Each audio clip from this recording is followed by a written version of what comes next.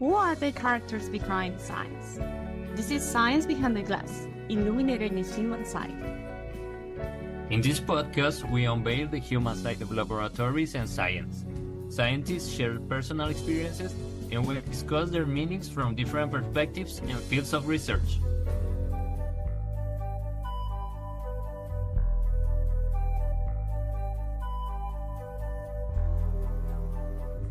Welcome to another exciting episode of Science Behind the Glass, illuminating the human side.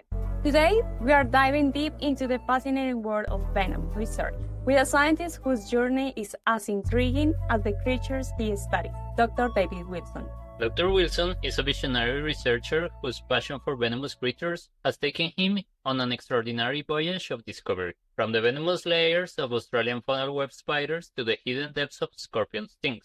Dr. Wilson's work pushes the boundaries of scientific exploration. But what sets Dr. Wilson's apart isn't just his groundbreaking research, it's the human stories that lie beneath the surface. From his early days studying chemistry and biochemistry at the University of Melbourne to his entrepreneurial ventures into the world of biopharmaceuticals, Dr. Wilson's journey is as diverse as the creatures he studies. I also have to mention that David Wilson, or Dave, brought me into the world of spider venoms and my favorite spiders, funnel web spiders. Dave, thank you for accepting the invitation. So, Dr. Wilson, many might find the idea of studying venomous creatures intimidating. What inspired this field and what keeps you motivated to delve deeper into it? I think my association with venomous things has been almost a lifelong interest. So when I was quite young, I was quite interested in looking at spiders and studying spiders. I used to collect them in little patches and things at school. That probably stemmed a little bit from my father's interest in science in general. He was a high school science teacher. And yeah, the interest always stayed there. And then as I was growing up, I had the opportunity to live on a farm for a while, and on our farm, the four main snakes that were on the property were all in the top 20 most venomous in the world. So it sort of paid to be aware of what was around and what could happen if you got bitten. And then I didn't really intend on following it up. I wanted to become a vet, and I managed to get into the University of Melbourne and to study science. And the vet dream kind of fell away. But in second year, I decided to do a pharmacology subject, and I was very fortunate that one of the guest lecturers they brought in to do the venomous creatures section of that course was Professor Strawn Sutherland, who is an absolute guru of Australian toxinology. So he was the person who developed the funnel web antivenom and initiated and set up the Australian Venom Research Unit in Melbourne. So his lectures sort of got my venomous bug back again. And I wanted to work in sort of a toxin field / drug development type field, and everything just kind of fell into place. And I got to go to Brisbane to do a PhD. I was initially going to be working on cone snails. My supervisor there, Paul Aylward, was working on cone snails, but when I arrived, they had just discovered got one of the first specimens of a funnel web spider from Gary or Fraser Island at the Queensland Museum, and got to go and have a look at that. And yeah, the rest is kind of history. That sounds amazing. And you never feel any fear about these tiny little creatures?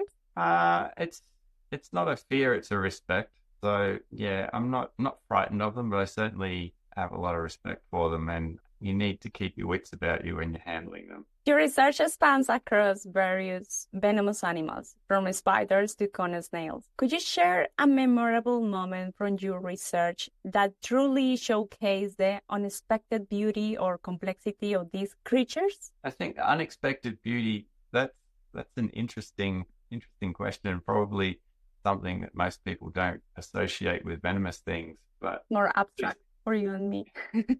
probably something that's stands out was at JCU, James Cook Uni, they have an aquarium facility, and I was over in that one day, and they had a couple of little irukandji jellyfish in a big circular tank, and I was just watching. I was trying to take photos of them, and the tank had a current running through it, and the jellyfish kind of just float around in the current. And the irukandji jellyfish have a very small bell, so the head of the jellyfish is only 1 to 2 centimeters long, but their tentacles can be up to a meter long.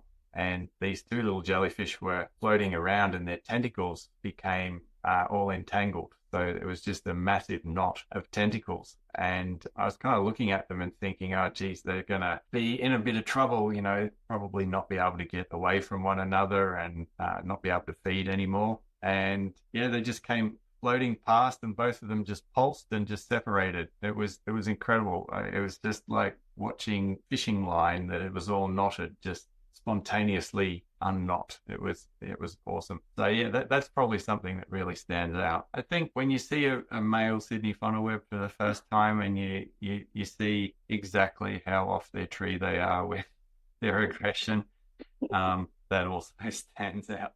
Yeah, but it's so beautiful how they change when, for example, they're mating. They're the most gentle animals, Yeah. making all this courtship and moving and dancing, and it's just like, oh, you fall in love.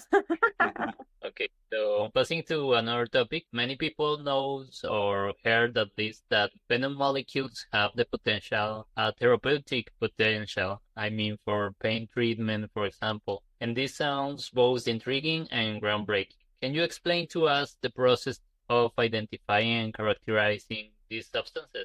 Sure. There's a couple of approaches to discovering and identifying / characterizing toxin molecules. The classic approach has been to collect venom in some sort of relatively significant amount, and then either test the crude venom or fractionate it, so separate out some of the components and then test them on a particular assay or target of interest, so some sort of receptor of interest. So certain groups tend to focus on, or pharmaceutical companies tend to focus on particular receptor or target that's associated with some disease they're trying to cure. So you test the venom or the venom fractions on your assay, and if you get a positive result, so some sort of activity, then you take that fraction and try and work out what's in it and what the active component is, which in the case of venoms is usually some sort of protein or peptide, but it may be a small molecule. Then you may have to make it synthetically and then structurally characterize the molecule and go on from there. Yes, and how difficult it is. Like, well, you find a molecule, you isolate it, trying to find the structure, and then you run the test, and from there to becoming a drug or a potential lead discovery, how long can take or how easy it is? Yeah, so it's a long, slow process. One of the really difficult things following that approach is that you might determine the sequence or the structure of the compound. That's great, but then you don't know what it does. Trying to find what it does can be very, very difficult, because a lot of these molecules are really highly specific or selective to the target that's designed for. And unless you have the exact one or something that's very, very, very similar, you won't see any activity. So working out that can be quite challenging. So you're looking at usually up to 5 years to maybe characterize something. That's maybe with full activity characterization. Then if you wanted to develop it, you have to start looking at doing early stage animal data, clinical trials, those sorts of things. They take anywhere between 10 to 20 years, and they cost significant amounts of money. I think the going average is around about $1 billion to get a drug on the market. Wow. In development costs. But you're keeping the track. Transitioning From Venom research to management roles and Master of Business Administration in Finance, entrepreneurship seems like quite a shift. How did your diverse academic journey influence your approach to scientific research and management? It's been a bit of an interesting ride. So I found that it's all well and good to have plans about where you want to be and what you want to do, but sometimes making that happen can be a bit difficult. I've been quite fortunate to kind of fall into pretty much every position that I've ever had. And I didn't particularly want to follow a traditional academic role. So when I finished my PhD, I was interested in going into industry. And it just so happened that somebody that I had worked with during my PhD had left their job to head up a small startup biopharmaceutical company. They wanted me to work at the company. So the timing just worked out. I transitioned there. I was there for 7 years. And while I was there, the work was interesting.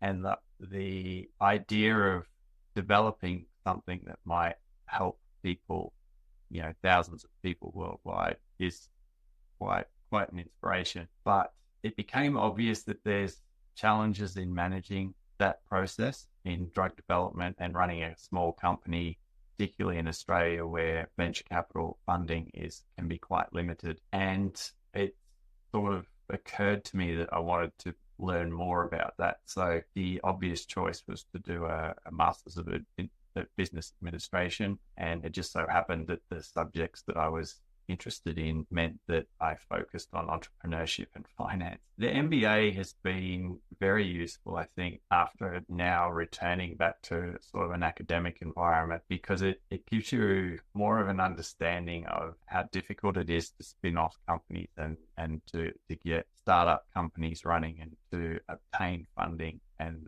because the corporate funding world is very, very different to the academic funding world. I think that's a very important distinction and thing to understand. Yeah, we rarely think about that.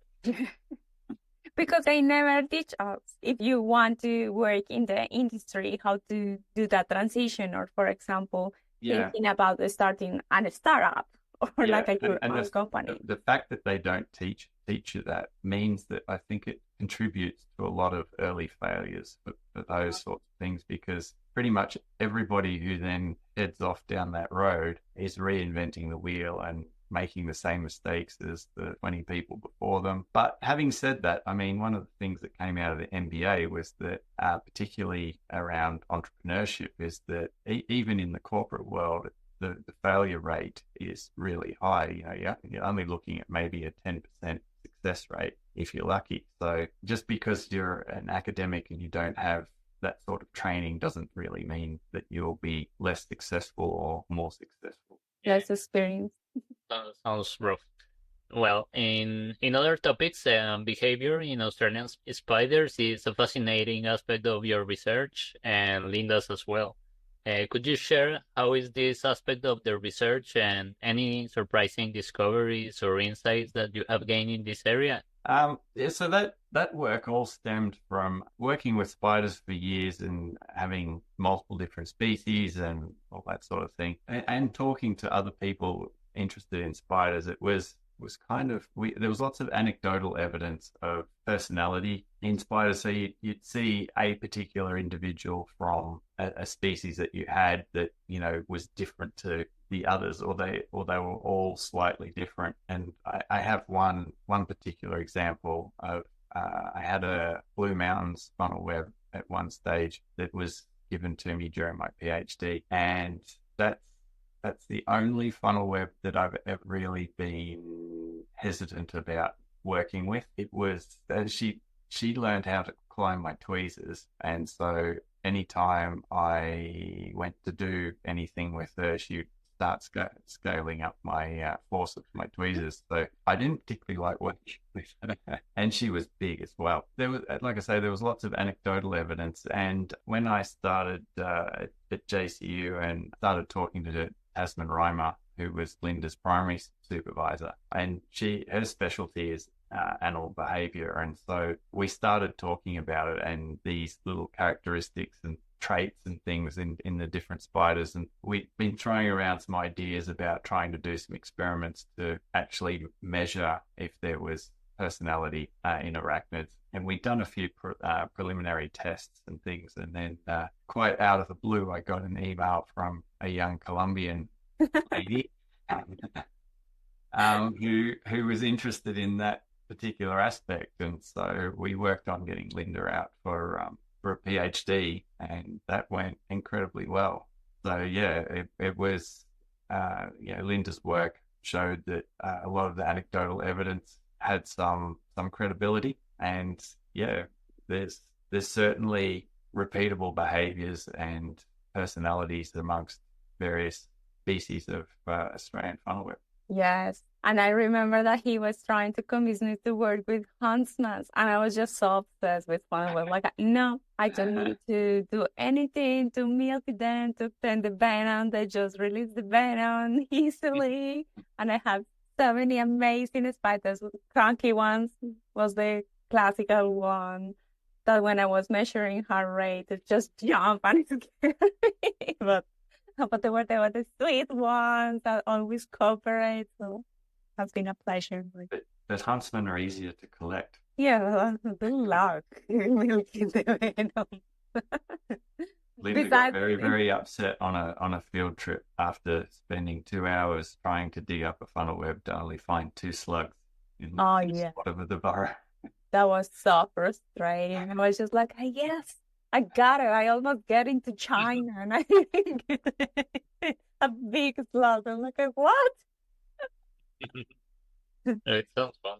Venom regeneration and plasticity in scorpions sounds like something out of a science fiction movie. Can you explain how understanding these processes could contribute to medical advancements and other fields? So regeneration of venom is a very interesting topic that hasn't really been explored in depth too much. There seems to be, in the scientific community, there seems to be this underlying assumption that every species has like a baseline venom composition, and that once they use their venom for some particular purpose, be it catching prey or defending themselves, that it will then return to that baseline composition at some point in the future. What we've done is shown that that's not the case. It's always in a constant state of flux, and there's no real baseline. Even for an individual, there is no standard baseline composition, particularly in relation to relative abundance of the compound. So the venoms are really quite complex. They often contain several hundred components. And so what we tend to find is that in general, you will have components that are standard, I guess, or always there, always present, but the relative amounts of each one will vary at any particular time. And then you have other lower abundance compounds that sometimes will not be visible on the time scales that we're looking at. That can become very, very important in medically significant species. You mentioned scorpions. I'll just use a funnel web example for this particular point. In the male Sydney funnel web, there is one toxin that causes the toxicity and the medically significant implications to humans. So if you happen to get bitten by a male Sydney funnel web at a time when it has a lot of that particular component in its venom, then that particular bite is going to be far more dangerous than if it's only expressing a very, very small amount of that toxin. So if we can get some sort of understanding of what's driving these expression levels, even being able to potentially model how much might be there, then we can have a bit more of an idea of how to treat sting victims. And just coming back to the scorpion reference, then in Australia, scorpion stings are not really a medical issue. I mean, not many people get stung by them. Most of our scorpions aren't really highly toxic to humans. You might get a bit of a sting, a bit like an ant sting, or a bit of discomfort for a couple of days. We do have a couple of little scorpions that can cause quite significant pain, but generally nothing life-threatening. If you then contrast that with other regions of the world, such as Africa and Middle East, and in particular Mexico, Scorpion stings are a significant medical problem in those areas. Mexico used to have over 1,500 fatalities per year just from scorpion stings alone, and they still to this day have over 300,000 medically significant stings a year, which is So quite a significant. burden. Yeah, it's quite a burden on the health system. So if we can get more of an understanding of how these toxins regenerate and how they might fluctuate under certain conditions and certain pressures, then it's likely to help with the treatment of things. Wow. It's like a cocktail that you change and vary the quantity of each one of the Yeah, components. And it can be exactly. more lethal or not. Yep, absolutely. Yeah, that's very interesting. So you told us that protein structures are fundamental in understanding venom composition. You already explained a little bit about its importance for drug development and human health. How are these molecules important in other components of venom research, for example, in evolution or population dynamics of these species that have venom? The biggest thing with the structural aspect of the toxins is that we find families of toxins that have similar structures, and you find very conserved structural aspect in a lot of the toxins. And it's not the structure that drives the activity, it's the sequence, the amino acid sequence generally of the peptide that drives the activity. But the structure is what holds everything in place. And I guess the simple explanation of how these things work is you can think of your target as a kind of a lock. So the receptor is like a lock, and the toxin is a key. And you need a very specific key to fit in the right lock in order to make it work. So as understanding the structure of these things can help you understand how they are binding to the receptors. That sort of information is very important particularly in drug development, because you need to know what the mechanism of action is, how everything's binding, how the activity is working. And one of the things that happens in drug development is that you often perform subtle changes on the native toxin. So you might trim the ends off it or change out certain amino acids because they are causing some sort of detrimental effect, whether it be solubility. So your compound might have solubility issues which make it hard to deliver,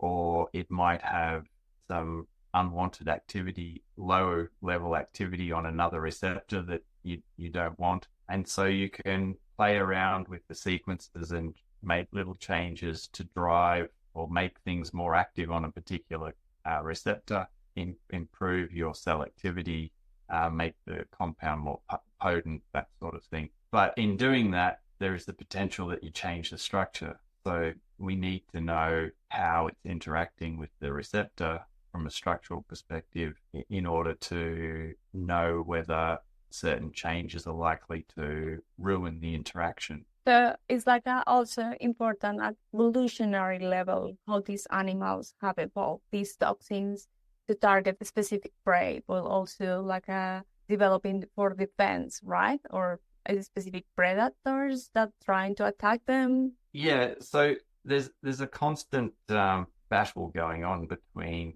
predators and prey. So you have predators figure out some way of circumventing some sort of defensive mechanism that the prey item has, whether that be some sort of physical attribute or they've developed a toxin that causes a problem to the predator. The predator then, not consciously, but will look to evolve some sort of mechanism to circumvent that defense mechanism. And as that becomes a arms race.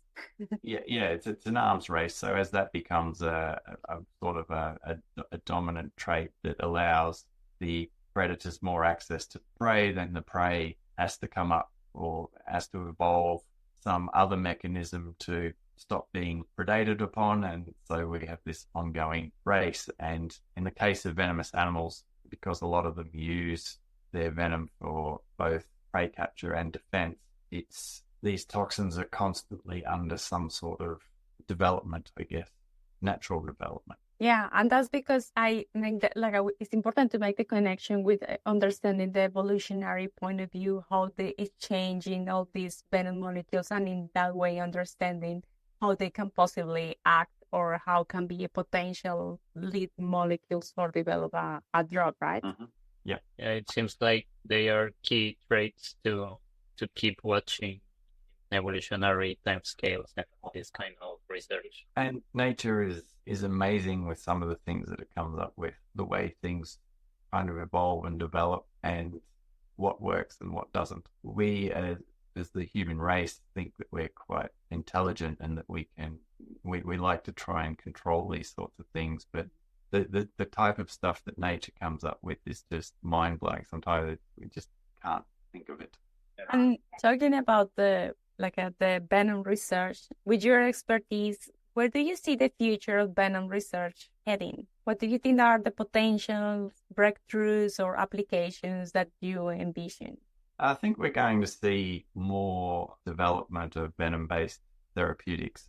So molecules from venoms that get taken through to some sort of drug. You know, there's groups around the world working on developing particular toxins at the moment for for treatment of certain disease states and medical problems. I think with the advancing technology and the ability to access or work with much smaller amounts, we're seeing an increase in access to venomous sources. So things that weren't really possible in the past because of the sensitivity of the instrumentation and the amount of toxin that you could get from a particular creature, where that wasn't possible in the past, it's now possible. I think that's also leading a little bit to a re-evaluation of things that are considered to be completely characterized in the past. So what used to be thought of as, we've studied everything, there's nothing else to look at there, is not actually true, because there's a lot of underlying smaller things that are available that just weren't visible with the technology in the past. And with artificial intelligence, it's going to help speed up a little bit more of that dynamics with the molecules, and as you said, like a key lock interaction. Yeah. That's still at an early stage. Yeah. So there's the AlphaFold AI that's doing a lot of people are very interested in looking at it to use and using it for structural prediction of proteins and peptides, but it doesn't always get things right. But it's an AI, right? So it has to learn, and so we have to show it where it's wrong. Yeah, let's see what happened with that. So, in your extensive research on Venom, I guess you have encountered a number of challenges. So, could you share an example that you faced during your career and how you overcame it? Challenges. There's always challenges. Nothing's easy, and there's always something it doesn't work or makes life difficult. I think that's part of the interest, though. Like, if everything was easy, then you'd lose interest. It's the trying to solve the puzzle. I can actually give you an example. So when I was doing my PhD, I started working on this rare species of funnelweb that's found on the central coast of New South Wales. They're quite small. They're hard to keep, and they only ever give you very small amounts of venom. But their venom is quite unique because it has a very, very strong odor to it, incredibly strong. Like, I used to stink out the office complex that I was in if I milked them. And it's quite a bizarre smell. So some people find it really nice. I actually quite like it, but other people can't stand it. They find it quite offensive. So yeah, it divides the room a bit. And we were interested in trying to find out what it was, but it's so hard to work with. It's volatile. It's incredibly volatile. So you're in a situation where you can't get much of it, and then it's incredibly volatile. So what you have disappears very quickly. We tried doing some work, some mass spectrometry work with a guy who worked on insect pheromones to work that out. And, though insect pheromones are small, volatile molecules, so you'd think this should work fine. Nope, no, it didn't work. So I'm still technically working on that. So I started working on that in 1998, Wow. Technically, I'm still working on it. I haven't solved it. I'd like to figure it out, but yeah, it's just burning in the background. It never goes away, so it's the unsolved mystery, right? Finally, could you give one piece of advice or an advice about aspiring scientists or researchers? What would be? And could you share a light-hearted or amusing anecdote from your lab or fieldwork experiences that highlights the human side of scientific research? Advice-wise, my advice is science is a career of love. You don't go into it for fame and fortune. It's a hard road. It's basically solving puzzles every day, and not all of them get solved. In Australia at the moment, the funding situation is not great, and it's a difficult, challenging road. If you've got the passion for it, though, then it can be quite rewarding. As for a light-hearted anecdote or story, one of the best aspects that I've found is some of the people that you get to meet. So this particular Illawarra Wishartai spider that I was working on, the one with the smelly venom, they were on the property of a retired pharmacist down in central New South Wales coast, and he and his family were some of my biggest supporters during my PhD. They used to let me go down and stay with them multiple weeks during the breeding season to collect. He would help me collect. He was such a positive person and such a positive influence on my project and me. He had such a strong belief in what I was doing. And yeah, I think that was definitely one of the highlights of the career that I've chosen, and the path that I've taken was being able to meet people like him. Unfortunately, he passed away a number of years ago. And you have the pleasure to meet that person. And you're amazing students, I think. That's right. Thank you very much, Dave, for accepting this invitation. It has been a pleasure having you here. Thanks, Yes. Thanks, Dane. Discovering new molecules is a complex process not only because it is the use of multiple skills like structure analysis, but also because of the difficulty of leading with the function or role of a particular molecule. In diverse venoms studies, one of the constraints is understanding the ecological role of venom. Focusing only on isolating the molecules without understanding under what habitat and context occurs, like predation or feeding, makes difficult the identification task. Yes, every species has its particular context, habitats, and interactions. This makes unique traits for the venomous molecules as well as for the animal itself.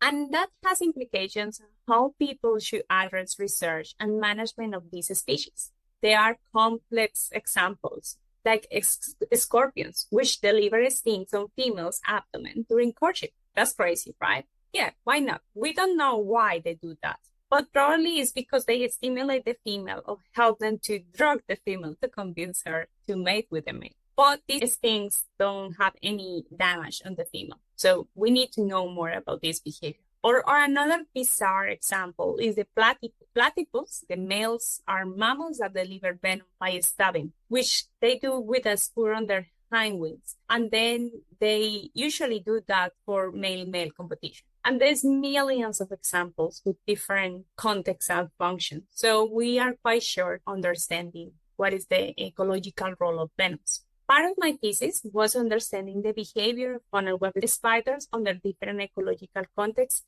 and the association with the spider physiology during behavioral experiments. So, for example, I exposed the spider to a physical stimulus, and that simulated a predator or another spider. So I was annoying and poking the spider. And while I measured the spider response to this stimuli, I also collect the venom and measure heart rate to try to understand the association with the behavior and the use of the venom. This is very interesting. Indeed, there are a lot of questions still to ask about the mechanisms, the ecology, and the behavior of venomous animals. This kind of knowledge can help complete the picture to have a better management of these species and the special molecules that they produce.